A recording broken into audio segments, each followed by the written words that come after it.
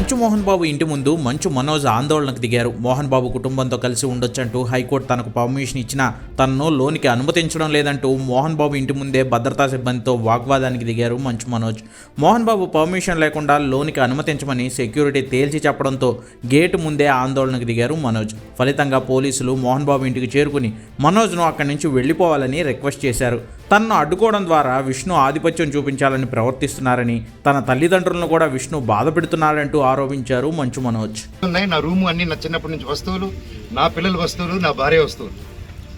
అంటే ఒక మగాడు నేను ఊర్లో ఉన్నప్పుడు లేని ధైర్యం నేను ఊరు దాటిన వెంటనే జైపూర్ పాపనెత్తుకొని వీడు పాప బర్త్డే బిజీలో ఉంటాడు, ఈ టైంలో కొట్టచ్చని కేవలం విష్ణు ప్లాన్ వేసుకొని తెల్లారుజామున April 1 5:40కి ఇదే రోడ్లో ఉన్న కెమెరా సీసీటీవీ, మా ఇంట్లో ఉన్న సీసీటీవీలు వాళ్ళు ఫేమస్ కదా, పోయినసారి గొడవ అయినప్పుడు వాళ్ళు నా మీద కంప్లైంట్ వేసి వాళ్ళే సీసీటీవీ దాచిపెట్టారు.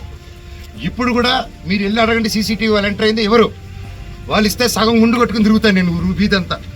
వాళ్ళ సమస్య లేదు ఎవరు మీకు, ఎందుకంటే వాళ్ళు చేసింది దొంగ పని.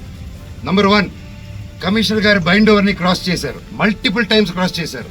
జనరేటర్లో షుగర్ పోయడం దగ్గర నుంచి, మా వాళ్ళని కొట్టడం దగ్గర నుంచి, వాటర్ పంపులు ఇంటికి కట్ చేయడం, పగలు కొట్టడం నుంచి, కరెంటు కట్ చేయండి ఆ ఇంటికి అని చెప్పడం నుంచి ప్రతి ఒక్కటి ఈ మనోజ్ గారి దగ్గర ప్రూఫ్స్ ఉన్నాయి. వాళ్ళ దగ్గర ఒక్క ప్రూఫ్ మనోజ్ మీద తప్పని చెప్పమానండి, నేను సాక్షాత్ అందరి కాళ్ళ మీద పడి నేను సారీ అడుగుతాను. ఒక్క ప్రూఫ్ చూడుకుని పోనీ నేను ఆస్తి అడిగినట్టు ఒక్క ప్రూఫ్ చూపిమనండి. వాళ్ళు చెప్పేది ప్రతిదీ అబద్ధం. April 1వ తారీఖున దౌర్జన్యంగా 30-40 కార్లు, ఆ వీడియో కూడా ఇచ్చాను మీకు, 30-40 కార్లు ఇదే వీధిలో వచ్చి మా సెక్యూరిటీ గేట్లు దూకి స్టంప్స్లో కూతురు మాట్లాడి నా సెక్యూరిటీని కొట్టి 3 గంటల వరకు బంధించారు లోపల. నేను 100కి చేశా, పోలీస్కి చేశా, సార్ కమిషనర్ గారికి చేశా, డీసీపీ గారితో మాట్లాడారు మా వైఫ్, సార్ ఇలా అయింది, పెట్స్ ఉన్నాయి, అన్నీ పగలగొడుతున్నారు, మా వస్తువులన్నీ లోపల, నా రూమ్ వస్తువులన్నీ పగలగొట్టేశారు.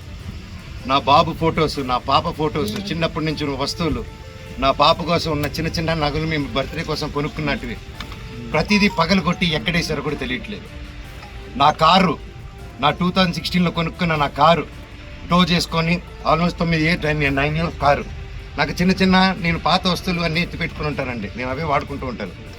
అండ్ నాకు ఆ సోకులు లేవు, అది తీసుకొచ్చి ఆ కారుని టో చేసుకొని తీసుకొచ్చేసి వెళ్ళిపోయి ఆ రోడ్డు మీద వదిలే. నా మా వైఫ్ కారు మినీ కూపర్, దాన్ని టో చేసుకొని తీసుకొచ్చి ఆ గ్రౌండ్లో వదిలేరు. ఆ గ్రౌండ్లో వదిలి అక్కడ ఖర్చీపులు కట్టుకొని రౌడీ షీటర్లు అందరూ దిగి దగ్గరుండి దాన్ని టో చేసుకొని మళ్ళీ తీసుకెళ్ళి అక్కడ వదిలేరు. ఇవన్నీ గురువారెడ్డి గారికి, అవునా ఇంత గలీజ్గా ఎందుకు చేస్తున్నారు, ఇది బాగాలేదు మనోజ్ గారు అని చెప్పి సీఏ గారు చాలా ఫీల్ అవుతున్నారు, కానీ యాక్షన్ తీసుకోలేదు. నేను వెళ్ళండి సార్ మా వాళ్ళు ఉన్నారంటే ఇంటికి వెళ్ళారు.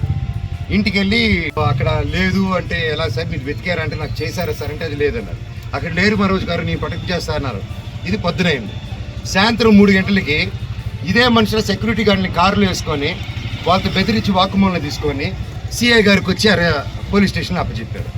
ఇప్పుడు పొద్దున అదే సిఐ గారు అక్కడ ఎవరు లేరన్నారు, ఇప్పుడు తిరిగి అప్పచెప్పారు. సార్ మీకే ఇది చేశారు కదా, మీరే నాకు అఫీషియల్గా చెప్పినారు, కేసు కట్టండి సార్ అంటే కట్టట్లేదు. పోనీ వాళ్ళిద్దరు సెక్యూరిటీ సార్ మమ్మల్ని కొట్టారని కేసు పెడుతుంటే వాళ్ళు కేసు తీసుకోవట్లేదు. ఆ నోట్ చేసుకొని ఎఫ్ఐఆర్ చేయాలంటే ఇదంతా నేను పై వాళ్ళతో మాట్లాడాలి, నేను నాకు రైట్ లేదు అంటున్నాడు. పోనీ నేను జైపూర్ నుంచి ఒక పక్క పాప బర్త్డే సెలబ్రేట్ చేసుకుంటూ జైపూర్ నుంచి మెయిల్ పెట్టాను, సార్ ఇలా జరుగుతుంది, గివ్ ప్రొటెక్షన్, కనీసం నా పెట్స్కి ఏం చేయకుండా చూడండి అనేసి సింపుల్గా నేను పెట్టాను.